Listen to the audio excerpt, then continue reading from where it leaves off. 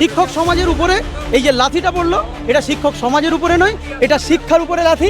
Police ওই কয়েকটা জিনিসই জানে, ব্যারিকেড ভাঙতে জানে, ব্যারিকেড লাগাতে জানে, আর এই মামলা দিতে জানে যারা ন্যায্য প্রতিবাদ করতে যায়। আরেকটা জিনিস নতুন করে শিখছে, পেটে লাথি মারা, যেটা আমরা সহ্য করতে পারছি। যদি পুলিশ আজ থেকে এই পরিপ্রেক্ষিতে বলছি 2016 সালের সময় থেকে যদি পুলিশ করতো, তাহলে এত লাখ লাখ টাকা দিয়ে অযোগ্যদের ঢুকিয়ে দেওয়া হতো না। শুধুমাত্র শিক্ষকদের চাকরি কেড়ে নেওয়া নয়, শিক্ষাটাকে পুরো ধ্বংস করে দেওয়ার যে প্রচেষ্টা বহু আগে থেকে শুরু হয়েছিল, আজকে সেটার ফল সাধারণ মানুষ দেখতে পাচ্ছে।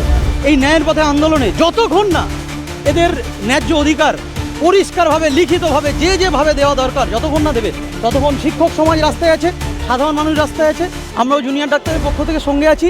এই যুদ্ধ চলতে থাকবে। মেয়র বলছেন রাজ্যের মুখ্যমন্ত্রী যখন চাকরিহারাদের পাশে দাঁড়িয়েছেন, তাদের স্কুলে যেতে বলছেন, তাহলে তারা কেন ডিআই অফিস যাচ্ছেন? দেখুন, পাশে দাঁড়ানো অন্যরকম ব্যাপার, আর শিক্ষা বাঁচানো অন্যরকম ব্যাপার। আমরা যেভাবে পরিষ্কারভাবে মনে করি, শুধুমাত্র শিক্ষকদের চাকরি কেড়ে নেওয়া নয়, শিক্ষাটাকে পুরো ধ্বংস করে দেওয়ার যে প্রচেষ্টা বহু আগে থেকে শুরু হয়েছিল, আজকের সেটার ফল সাধারণ মানুষ দেখতে পাচ্ছে।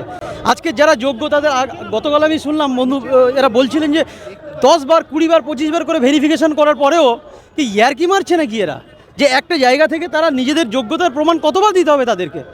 একটা জায়গায় যোগ্য আর অযোগ্য এটা পরিষ্কার করে আপনি বলতে পারছেন না। সুপ্রিম কোর্টের কাছে একটা লিস্ট বানিয়ে দেবে যে এরা যোগ্য, বাস। আপনি সেখানে নানান ঘুরপথে এদিক ওদিক সেদিক করে এই প্রত্যেকটা মানুষের জীবন জীবিকা থেকে শুরু করে তাদের যে অহংকার, তাদের যে আপনার গর্বের যে জায়গা শিক্ষা, সেই শিক্ষিত সমাজকে আজকে রাস্তায় নামিয়ে দেওয়ার যে প্রচেষ্টা, এটার তীব্রভাবে যেমন আমরা প্রতিবাদ জানাচ্ছি, তেমন আমরা মনে করছি যে এই যে আন্দোলন, এই ন্যায়ের পথে আন্দোলনে যতক্ষণ না এদের ন্যায্য অধিকার পরিষ্কারভাবে লিখিতভাবে যেভাবে দেওয়া দরকার, যতক্ষণ না দেবে ততক্ষণ শিক্ষক সমাজ রাস্তায় আছে, সাধারণ মানুষ রাস্তায় আছে, আমরাও জুনিয়র ডাক্তারের পক্ষ থেকে সঙ্গে আছি। এই যুদ্ধ চলতে থাকবে।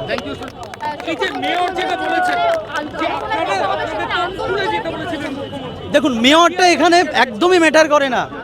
একটা শিক্ষকের জীবন 1 লক্ষ মেয়রের চেয়ে বেশি সম্পত্তি বলে আমরা মনে করি, অন্তত শিক্ষা জগতে।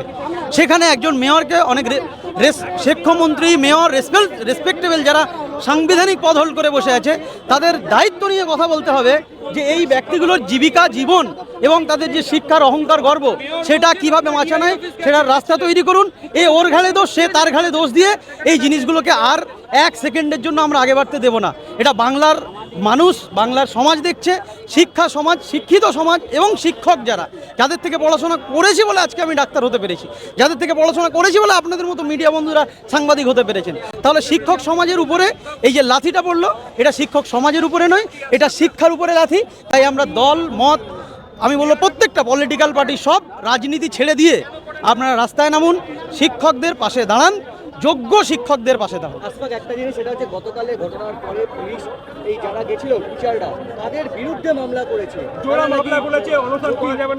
দেখুন, পুলিশের যে কাজ যেটা করা, যদি পুলিশ আজ থেকে এই পরিপ্রেক্ষিতে বলছি 2016 সালের সময় থেকে যদি পুলিশ করতো, তাহলে এত লাখ লাখ টাকা দিয়ে অযোগ্যদের ঢুকিয়ে দেওয়া হতো না।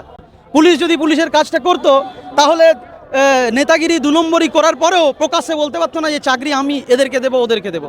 তাহলে এই যে পুলিশের অপদার্থতা, সেই অপদার্থতার বিরুদ্ধেই কিন্তু বলতে পারেন আজকের রাস্তায় নামা।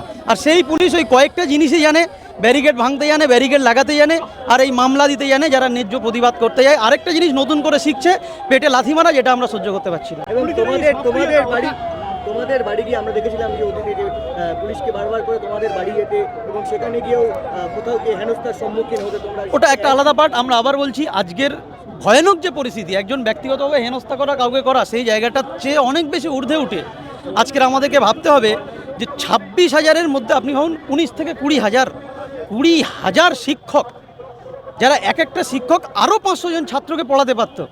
আপনি যদি ধরেন প্রায় 20 লক্ষ বাংলার ছোট ছোট বাচ্চারা যারা পড়াশোনা থেকে বিরত থাকছে, তার সমস্যার সমাধান কি? তার সমাধান কোনো রকমের প্রতিশ্রুতি হতে পারে না।